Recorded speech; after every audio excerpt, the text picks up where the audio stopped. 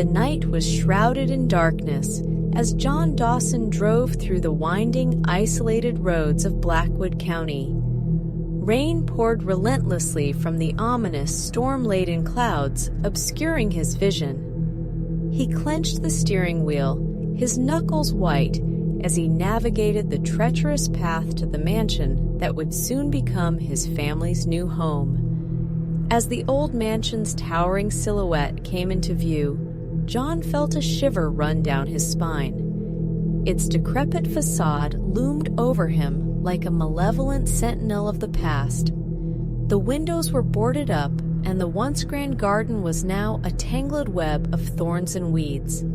The place had a dark history. Rumors of hauntings and unspeakable horrors had plagued it for generations. His wife, Sarah, had been the one to find this place online, and she had been adamant that they move here to escape the hustle and bustle of the city. John had reluctantly agreed, hoping it would be a fresh start for their troubled marriage. They had a daughter, Emily, who was only 6 years old. She had been quiet during the entire drive, her wide eyes darting around the car as if she could sense the eerie atmosphere that surrounded them. "Are you sure about this, Sarah?" John asked as he parked the car in front of the mansion. Sarah turned to him, her face illuminated by the faint glow of the dashboard. Her dark eyes gleamed with determination. "I'm sure, John. This place is going to be perfect for us. We need a change." With a sigh, John opened the car door and stepped out into the pouring rain. Sarah and Emily followed suit, and the three of them huddled together under a broken umbrella as they made their way to the front door. The door creaked open with an eerie groan, as if protesting the intrusion.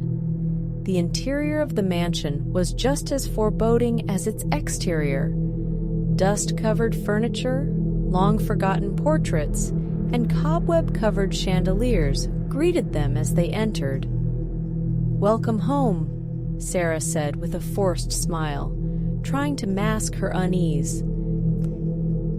In the days that followed, strange things began to happen in the Dawson mansion. Emily claimed to have seen a little girl with long, dark hair playing in the hallway at night. Sarah dismissed it as an overactive imagination, but John couldn't help but feel a growing sense of unease. One evening, as they sat down for dinner, the room suddenly grew cold, and the candles on the table flickered violently. Emily gasped, and John's heart raced as he felt an icy hand brush against his neck. "Did you feel that?" he whispered to Sarah. She nodded, her eyes wide with fear. "We're not alone in this house, John." They decided to do some research on the history of the mansion, hoping to find answers to the inexplicable events. It didn't take long for them to uncover the dark secrets that had plagued the place for centuries. The Dawson family learned that the mansion had a dark and twisted history. It was originally built by a wealthy industrialist named Elias Blackwood in the late 19th century.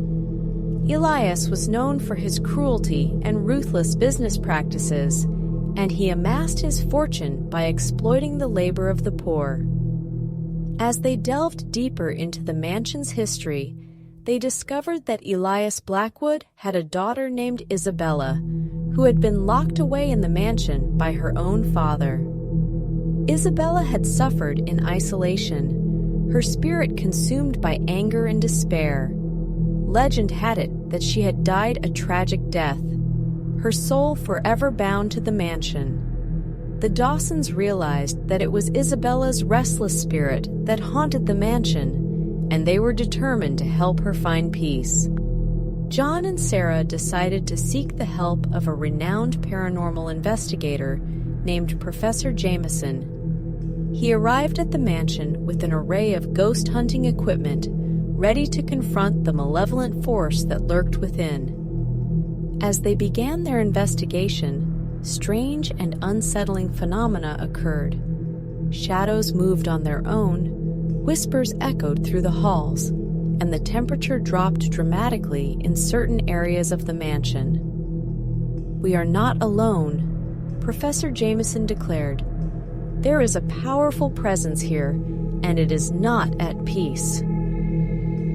Emily clung to her parents, her eyes wide with fear, as they continued their investigation into the night.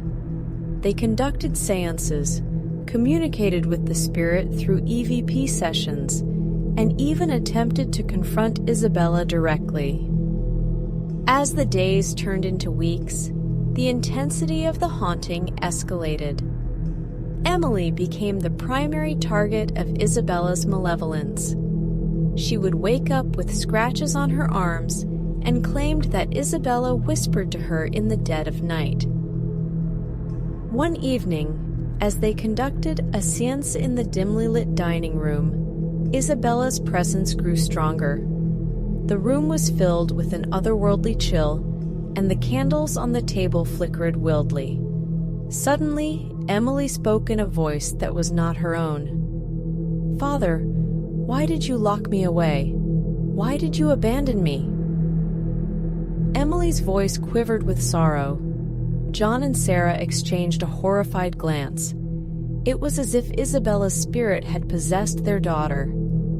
"I didn't abandon you, Isabella. I didn't know," John pleaded, tears streaming down his face. Isabella's spirit revealed the truth.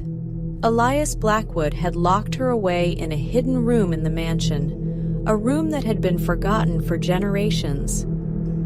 She had died alone, her soul tormented by the betrayal of her own father. Determined to free Isabella's spirit and put an end to the haunting, John and Sarah embarked on a perilous journey through the mansion's hidden passages.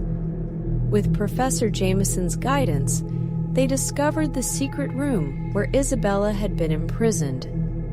The room was filled with relics from the past, dusty toys, and a small, tattered diary. As they read through the diary, they learned of Isabella's loneliness, her longing for freedom, and her undying love for a young man who had once visited the mansion. Isabella's spirit appeared before them, her ethereal form bathed in a soft, eerie light. She looked at John and Sarah with eyes filled with sadness and forgiveness. "I can finally be at peace," she whispered, her voice fading away as she slowly dissipated. With Isabella's spirit finally freed, the mansion's malevolent presence dissipated. The temperature in the room returned to normal, and the shadows ceased their haunting dance. As the days turned into months, the Dawson family worked to restore the mansion to its former glory. The once decrepit garden bloomed with life, and the boarded-up windows were replaced with sparkling glass. Emily no longer saw the ghostly apparition of the little girl, and the house felt warm and inviting. The dark history of the mansion had been put to rest, and the Dawsons had found the fresh start they had hoped for. The haunted wife, as the mansion had come to be known, was no longer a place of fear and despair, but a symbol of resilience and redemption. Thank you for watching. Please hit the bell icon, like the video, and subscribe to my channel. We'll see you in next video.